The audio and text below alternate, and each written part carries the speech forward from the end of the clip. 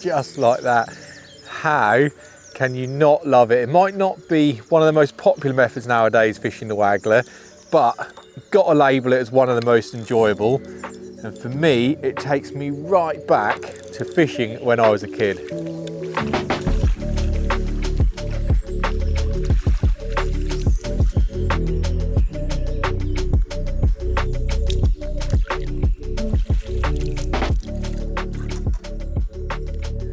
Welcome to the Waggler Fishing Match Masterclass. As I said, possibly not the most popular method in today's match fishing scene, and let's be honest, for a quite good reason, that pole fishing is just so dominant and so accurate, and method feeder fishing is so popular. But there's definitely room for this, even if you don't use it in your real competitive matches and you just want to go and have a good day's fishing. Like, Waggler fishing is so good. I honestly think it's one of the most exciting ways to fish, and one of the most enjoyable anyway. There we go, another F1. Hopefully we're going to catch a few of these today, and some bigger carp as well. There's plenty in here. We're at Reepham today. Let's see if we can hold this one up for you. He's got his little fin caught in the net. Here we go. There we go, plenty of these in here, and like I said, much bigger as well. We're going to go through today tactics about how you fish it, the tackle you need, the rigs, the baits, everything to get the best out of a Waggler fishing session. So let's let this one slip back, and we will start off with having a look at the hardware and the rigs that you need, because you want to make it so enjoyable. Like I said, like, pole fishing is so dominant, but there is a place for this even in match fishing, because certainly like we are now, I mean, it's still quite cold, you know, springtime, early summer when it's not really hot. And quite often what you find, waters can be a little bit clearer. So fishing with a Waggler, so you haven't got that shadow of a pole over you, can be a real big difference sometimes. So it's definitely worth having a setup ready to go. So to fish the Waggler, make sure you've got a nice, light, enjoyable setup. The whole thing about it, you're going to hear it so many times, is that word enjoyment. So I have got the XRW light Waggler from Matrix, 13 foot. 13 foot is super important because it helps with your casting, sinking the line, which you're going to see more of as we get into the session. But basically you want a light 13 foot Waggler rod, and you want to couple that with a light fixed ball reel. Again, 3,000, 4,000 size, absolutely fine, because most of the day you're going to be holding this setup. You want to make sure that it's not just a pain to use, really. Now let's get on to a little bit more technical stuff, which is the line and the rig. Although it's not complicated, a few things that are important. Firstly, thin main line. It makes it super important when if it's a little bit windy. I mean, it's quite calm here today, but if it was windy, a light main line just makes the presentation so much better. So I've got 4-pound main line. You could go a little bit lighter, but because your main line's so light, you can see that my clutch is set already, that stays set permanently. So if you go in any lighter than that, make sure your clutch can handle it. Then we're going to just come down to the rig, and actually the rig is fairly simple because I like to keep all of my fishing simple. So I actually just use the Drennan high vis Wagglers. Now that's actually quite important for my setup, and I'll show you when we go through plumbing up later that these Wagglers are interchangeable. So I can pop the Waggler off here, the weight stays on, but that means I can put a heavier float on if I need to. That's really important. Like I said, we'll touch on why later, but that means I don't connect it with a Waggler adapter. I go straight onto the line with my float, and this is a 1.5 high vis Wag number 5. Really sensitive tips. When you see this cast out, you can see every shot appear on the bristle as it's going down. Then I just attach that between one number 8 above, 2 number 8s below, and then for a shotting pattern, if I just come down to the hook end, we've got 3 number 8s just evenly spaced out throughout the rig. Just because what we're doing is you're always loose feeding for catapult when you're Waggler fishing. You want to get a nice slow fall, imitate those baits, and make your hook bait look as natural as it physically can. And I've got a 4-inch hook link, and I've got a size 16 hook. So that's all you need, really, and you don't need specialised setups. I've said that. You just need something that's enjoyable to use, nice and light. You're not going to be pulling hooks out. It's going to make your life so much easier. So they're not expensive. That's a good thing about a Waggler rod and reel. You can pick them up at a reasonable price. And like I said, so many of us started with it. So to fish here, I'm fishing on a clip. You're going past my spot. Now this is, if you're going to pick a tip up in Waggler fishing, this is one of the best ones that will get you fishing accurately, because if it's windy, it's not today, then what you want to do is put your tip under the water. You want 3 quick turns of your handle and a flick with your tip. What I'll do is I'll do that again so Amanda can film my rod section, because the rod section is really important. So what I'm going to do, so to set your Waggler, cast out onto your clip, and then in one smooth motion, tip under the water, 1, 2, 3 turns and flick.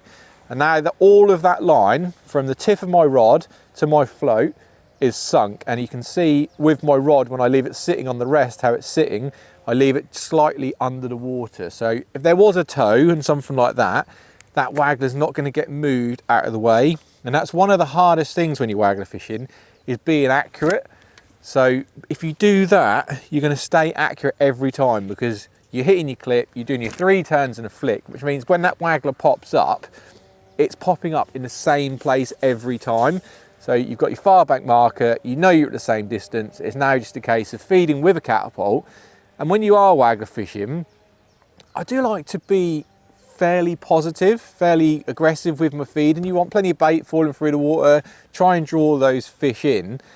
And yeah, there's just something about sitting there watching a Waggler fish. I don't know what it is. I mean, you're not got your heavy pole or anything like that, which sometimes isn't the most comfortable to use, but there's plenty to talk about. What I'm going to do is I'm going to try and catch a couple more. We're going to go through the baits. Oh, I missed bite there. There's quite a lot of F1s in here at the moment, and they're really, really tricky, but it gives me another chance to show you this cast. So hit your clip on your marker, 3 turns and a flick onto the rest, and you feed again. It's actually quite sort of rhythmical. Bite straight away. It's quite rhythmical, so if you can get in that rhythm, you're doing things so accurately that you just put in the odds in your favour every time. And you can see how quick that one reacted to the cast. So that's why we need that rig nice and light, a nice slow fall, meaning you can catch fish on the drop, and then also you can catch fish sitting there on the bottom as well. So I'm going to concentrate on getting this one in. I just absolutely love this style. I should do more of it. I really should. I mean, I just get dragged into how effective sometimes pole fishing can be. But as I said, when they are just sitting outside of pole range, something about Waggler fish, you can hear that clutch. Like you said about that light line, when I'm turning my handle, sometimes the reel's spinning as well, which sounds weird sometimes, but you really do need to go nice and light. You don't want to be pulling hooks, and you want to be careful of that main line. Here we go. Oh, that's a terrible bit of netting, but we managed to reach it. Little carp this time. Should we just stop for a second, hold him up? Let's have a wait. Calm down, calm down, calm down. Lively, I think, although like I said, we are into spring now. They are slowly warming up a bit, but they are getting a bit more life in them. They're kind of at that dormant winter stage. And that's when Waggler fishing can really come into its own right. I'm not going to risk it anymore. I'm going to go back. There we go, we'll slip that one back there. I'm going to go out once more, show you that cast and that flick again, because that one was quite quick. But that's how you can catch on it. And so many of us started fishing this way, didn't I? Drop us a comment, let us know in the comments who started off their fishing journey fishing the Waggler, because I know as a kid, mum, dad, my nan, they used to take me, and that's what we used to do, you know, Waggler fishing. Such a good way, and I think that's why I find it so enjoyable, because it brings it back to when I was a kid. So hit the clip, against your bar, 3 turns and the flick, back on the rest, and feed your bait. It's as simple as that. Hopefully I'll make it seem simple and sound simple, because if you can get in that rhythm, you can have a wicked day's fishing. So that's what I'm going to do. I'm going to try and catch a few more fish, and then next we'll have a look at the bait, I think, but I'm eager to watch this float go under a couple more times.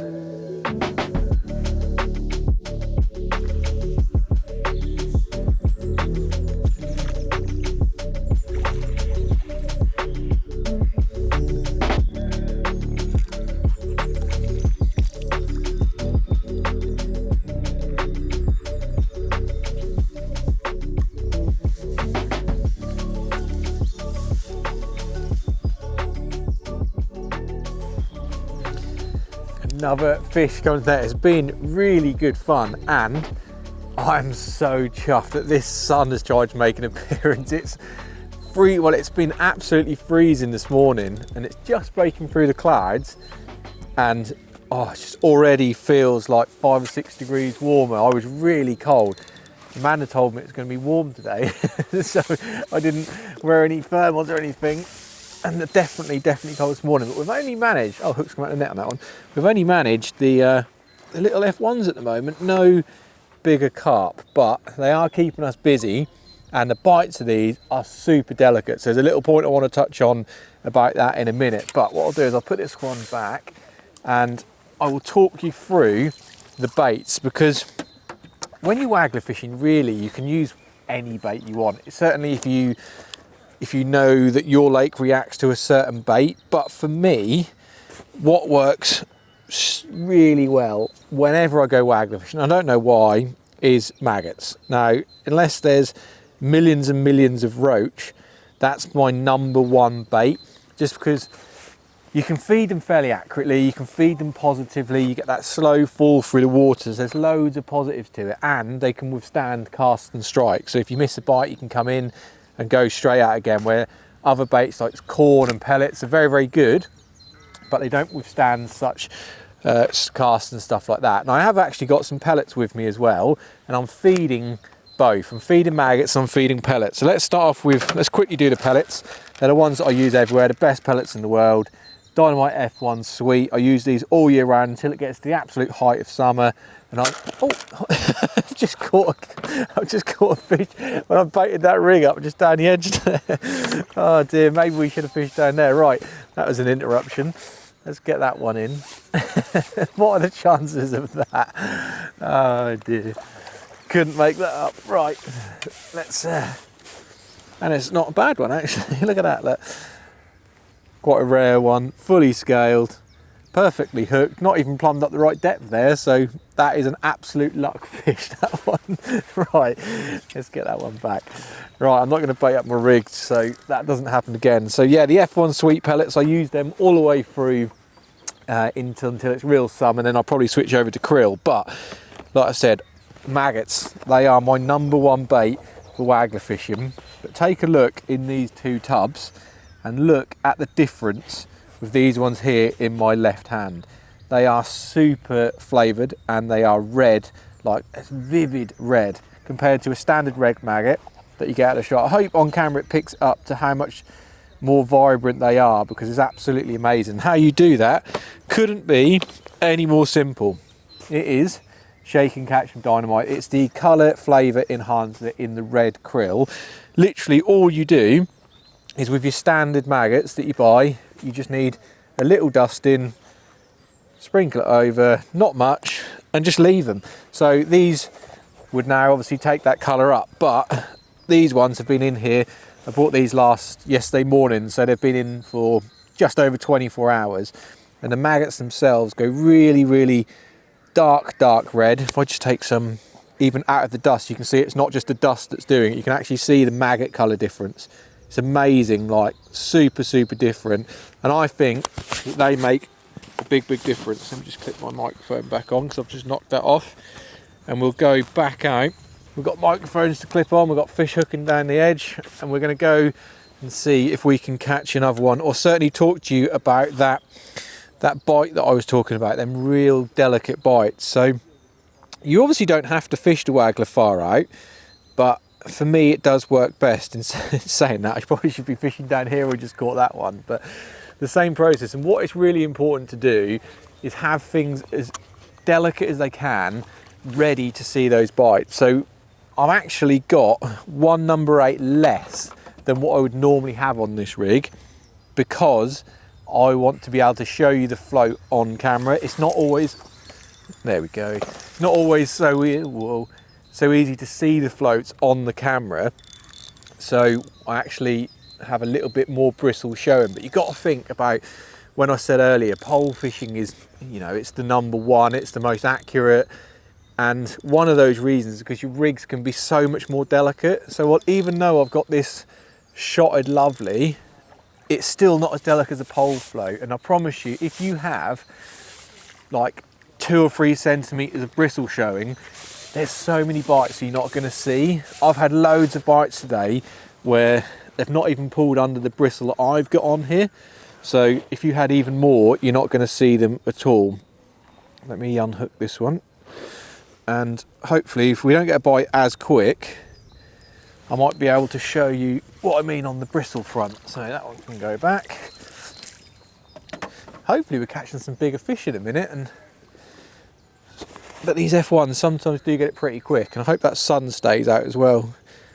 It's a bit out and in at the moment. I'm hoping it burns the cloud off and warms me up a little bit. So yeah, same process again as we done earlier. You're hitting your clip, your 3 or 4 turns and a flick onto your rest, and we feed some bait. So what you can see in that bristle is how it's shotted. That's why I like these floats. You can almost see each shot going down. So as you're fishing through the water, you can tell when you're at the bottom. When, like it is now, it's sitting about just a few mil above the water. Like I said, I would have even 1 more shot on that to get it to a pimple. The smallest you can see is basically how I would have my float sitting, because it's just amazing how they can get away with it. Like, even it's that low sitting there now, sometimes they're not even pulling that bristle under. So that is absolutely scary. And the amount of times that you go around and see, the biggest mistake that people make, certainly if you're getting into the sport, is leaving loads of float showing. Like if I show you here in my hand, while that's working, like if you've got that much float showing, you're going to see hardly anything. You want to see a tiny little pimple above the float, and that'll make a big difference. And with Waggler fishing, it is quite movement based. The same with, you know, when they say on the pole, don't they, people say lift and drop and stuff like that. I think if you're going to get a bite, you're going to get your bite, not all the time, but most of the time, you'll get it within the first minute to 2 minutes of that float hitting the water, because they're watching all the bait go down, they're watching your bait down, they can quite often grab it. As you've seen a couple of times already, I've had bites before I've even managed to put any feed in.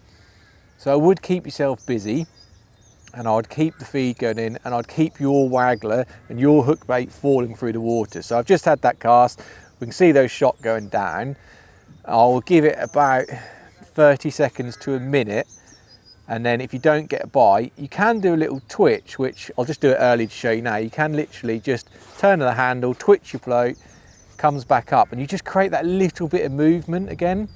So if you haven't had a bite within a minute or two, give it that twitch, give it another 20-30 seconds after the twitch, and then repeat that process, because you'll be amazed how many times that works. Obviously I sped everything up there for you just so you weren't watching me without a bite for a couple of minutes, but this is the way to do it. Is definitely make it nice and delicate, and you should be getting plenty of bites. Certainly on them flavour boosted maggots, they absolutely love them, and you've seen the whole way through. I'm not shy with the feeding. That's one thing why I use maggots, because they readily eat them any time of the year, and you can definitely be a bit more positive with them and feed plenty of bait. But I don't think it's going to be too long. We're going to catch a few more, and then next we're going to talk you through, oh, just lost that one. The next thing we're going to talk you through is plumbing up, because it's probably the hardest thing to do on the Waggler, and it's the thing that most people get wrong if they're going to make a mistake. So once we've caught a couple more, we're going to take a look at plumbing up.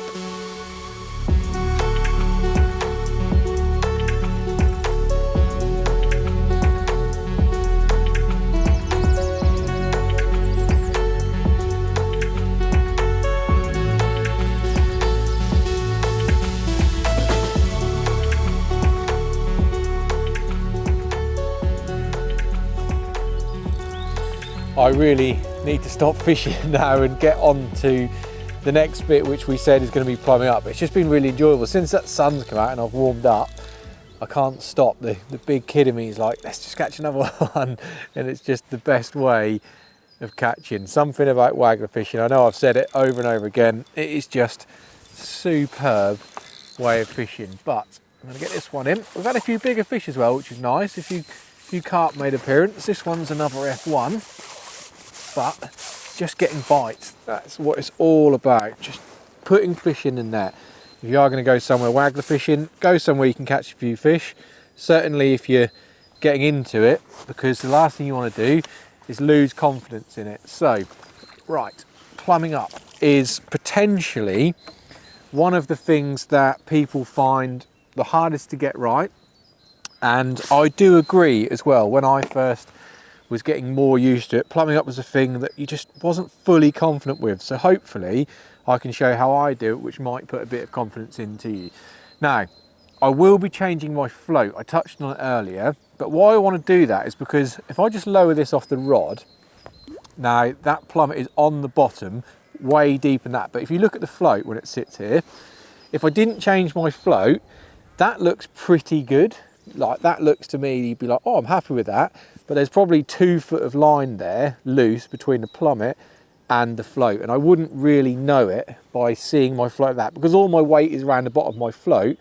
That looks really good. But now if I show you what it looks like with these floats. So the float that I've been fishing with is the, let me make sure I get it right, it's the High Vis 1.5 Waggler number 5. So if I just take that off and I add on a High Vis Waggler number 7, look, they're the same length. This is really important. This is why I use these Wagglers. I used to do it with a really big Waggler, but then I forgot that you'd have to adjust the depth to the size of the Waggler. But this one's a 3 gram, this is a 1.5 grams, and they're the same length.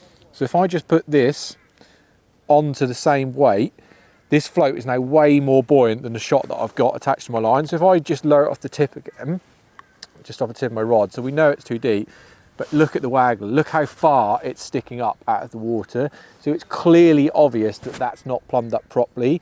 I wouldn't be able to see that if I didn't change that float. That's one of the biggest tips I can give you in Waggler fishing. So when you're plumbing up, use a heavier float or a more buoyant float than the weight that you've got on your rig, because then you'll know you're doing it perfectly. Now obviously this is the right depth, so I'm gonna have to make it not the right depth to show you how we do it. So I've just slid that down, so this float will go under, but that's how you want it to be when you're plumbing up. So I cast out a really light plummet, I've got a 10 gram plummet, I cast out to a clip, and then I just draw it back those 3 turns, and then we let it go. Now, because that Waggler is so buoyant compared to what I've got on there, what you're looking for is it to pop up. Now, obviously, we know it's not going to because I've just moved the shot, so to show you what you're looking for. So what you want it to do, first of all, is to disappear, and then you can work towards making it right. So you can slide up a few inches. Now, this probably won't be too far away, but take your time with it. You know, it's something you need to get right. Don't rush. I mean, this is probably not going to do my fishing any good, casting a big plummet into my swim. This is something you do at the start of your session, but if you get it right, at least you're confident then, and you can forget about it and know you're fishing the right depth. Right, still that float hasn't come up, so we need to add on more line. And you do need to give yourself a little bit to play with, because obviously depth variation across the lake, and if you're a 3 foot right, 4 foot left, there'd be a difference in the actual depth. So we've just gone up again another 6 inches, and we're just going to keep going up until we get to the point where we can see that float. Draw it back the 3 turns, give it a little bit of while to pop up, because obviously that float's got to pull tight against that plummet. So normally after a few seconds it starts to rise up. Still not quite there. I didn't realise I moved it down so far, to be honest. But hopefully this go, what we're going to do is we're going to get the float to pop up nicely. And what you're looking for is you're looking for it to sit how you'd want it if you're fishing. So just a little bit of bristle showing. That means your plummet is on the bottom and your float is sitting above. I can see it now. Here we go. Look, float's now coming up. So we let that come up fully. There we go. And actually that's too far. See, pretty much half of that float is up. Getting a few liners, there's clearly some fish there. So now you've got a real good indication. I know that that's bolt upright against my plummet, but it's probably a touch too far because half the float was sticking out. Same as it was when I dropped it over the end of my rod. So if I just take off a couple of inches, I'm saying, I'm going to go literally just there, nip that shot on tight again. This should hopefully be the last time. So you see it's taken me a few casts and I knew the depth because I've been fishing all day, but bring it back to the 3 turns, let it come up hopefully. It's now coming, there we go. So now you can see it's not quite as high as it was, and I want to give myself an inch or two laying on the bottom, just because, like I said, variations, if I was a little bit past it, a little bit left, a little bit right, it's going to make a difference. So that is about right. A real buoyant float that is showing just a couple of inches above the surface, and you know you are fishing perfectly. So once you've done that, you can whip this in. You can carefully take off the 3 gram float, and we can put on the fishing float, which is 1.5 grams. So it's all now going to be sitting nicely to the weight that we've got on the float. So it's now properly ready to go fishing again.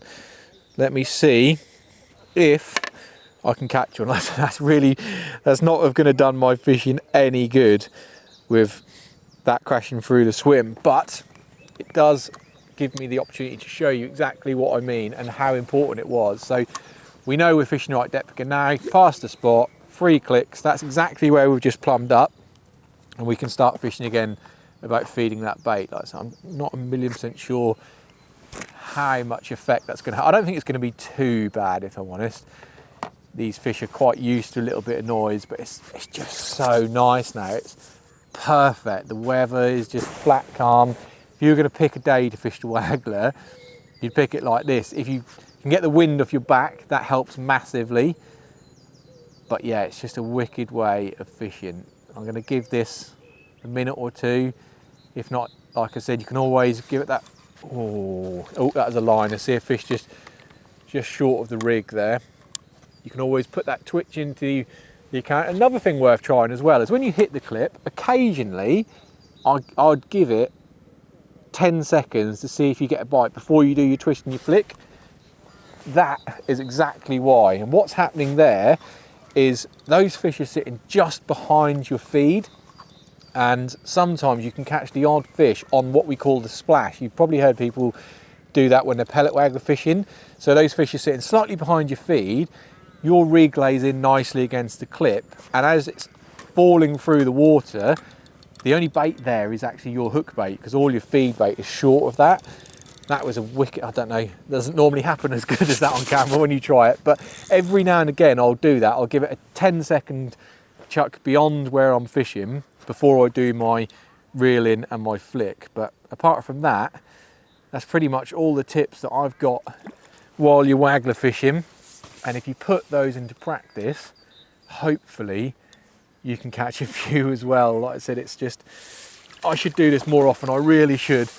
But when you're in like a big competition, you want to be mega accurately. There's no denying how effective pole fishing is, and that sometimes does take the shine off it, and that's why you always fish the pole, because you know you need to be that effective. But I think we've proved today you can catch just as many on the Waggler in the right situation, and what a lovely way to do it. That's probably going to be the end for me in this video. I might stay on and catch a few more, I can't resist it, but I've shown you what I wanted to show you today. So if you are interested in giving a Waggler a go, what I'll do is I'll put all of the tackle and the hardware, the terminal tackle, in the link in the description, so you can click on there and you can grab any of the bits that I've used in this video. But apart from that, I hope you've liked it. Please hit that like button and subscribe. It really helps us grow the channel, and it makes sure that you're aware next time the Match Masterclass is uploaded. So we'll see you very shortly for the next one.